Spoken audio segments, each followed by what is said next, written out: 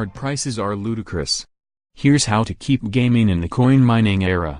2017 might have been a standout year for PC enthusiasts, but these early weeks of 2018 are nothing short of a nightmare for PC gamers.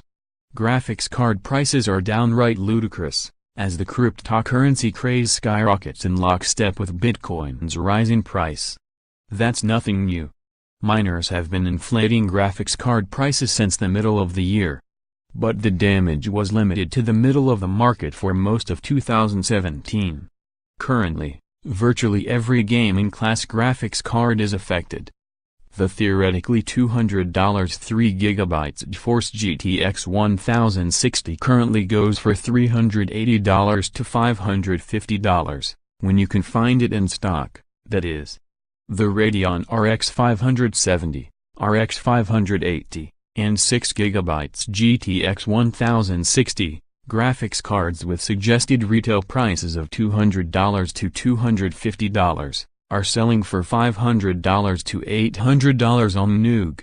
And if you thought the GTX 1080 $700 price tag was steep, prepare to clutch your chest. Nvidia's gaming flagship can't be found for less than $1,300 on Newegg today. It's bleak. Real bleak. And the prices for used graphics cards are just as depressing. The $600 Radeon RX Vega 64 sometimes sells for $1,800. So what's a poor PC gamer to do? Maybe your existing graphics card died, or maybe you're building your first gaming rig. If you need to get your game on during this graphics card hellscape, here's our advice. If you've got a working gaming PC already, just sit pat. Don't bother looking for new video cards right now even if your existing rig is starting to feel a bit long in the tooth. Dial down the graphics settings and resolution of your games, or consider overclocking your graphics card for some extra performance while you wait out this nightmare. If you positively need a new graphics card right now, you could pick up a cheap short-term solution rather than paying through the nose, and other orifices, for most graphics cards. Then you can sell it and replace it when hardware prices return to normal. MSI's 2GB GeForce GTX 1050. We'd suggest a Radeon RX 560 or GeForce GTX 1050, not the GTX 1050 Ti. For most people. Don't get me wrong, at $120 or $140 for the cheapest available RX 560, or $130 to $150 for the most affordable GTX 1050s, you're still paying more than suggested pricing for these $100 cards. But they deliver enough firepower to match console gaming performance, read, 30 to 60 frames per second at 1080p with medium graphics settings, and won't completely break the bank. The Radeon RX 550 and Nvidia GT 1030 are even cheaper for a temporary fix, starting around $100 and $75 respectively, but they're best suited for esports games, or medium-quality 720p gaming and AAA titles.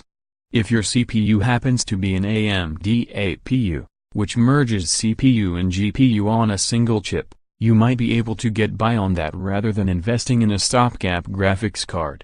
They're acceptable for esports games like League of Legends, Rocket League, and Counter-Strike, Global Offensive, but you'll need to turn the resolution down to 720p and graphics settings too low to play much of anything else. New Ryzen-based APUs are expected in February with more potent Radeon Vega graphics.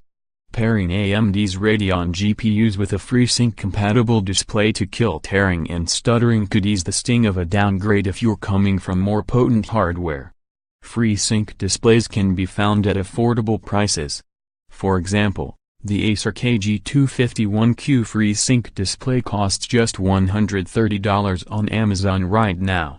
It's not fancy, but like these low-cost GPUs, it'll get the job done.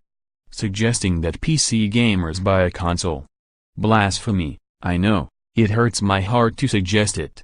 But when graphics cards that are supposed to be selling for $170 are going for over $500, Picking up an Xbox One S for $190 at Target, normally $280, or a PlayStation 4 with the latest Call of Duty for $300 at GameStop feels like a downright bargain.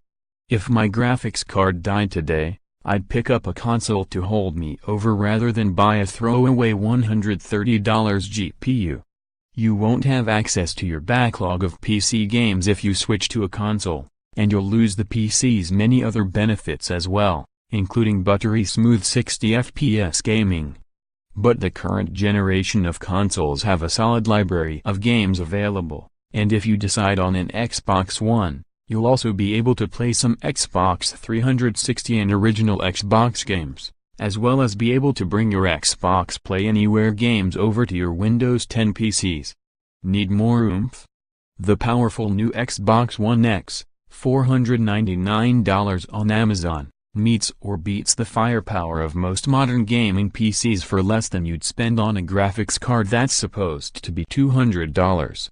With support for 4K resolution at 60 FPS speeds, Microsoft's machine closes the gap between PCs and consoles to a startling degree. In fact, the Xbox One X almost lured one of our contributors away from PC gaming over the holidays. The major drawback? Console games cost considerably more, for considerably longer, than their PC counterparts. You won't be able to play your console games on your PC either, aside from Xbox Play Anywhere titles. This advice stands no matter whether you need a whole new gaming rig, or simply want a new graphics cards. The CyberPower GamerStream Xiv 28-4 pre-built gaming PC costs $720. The insane prices of graphics cards and memory have made building PCs unfeasible right now, as Jason Evangelo chronicled thoroughly at Forbes.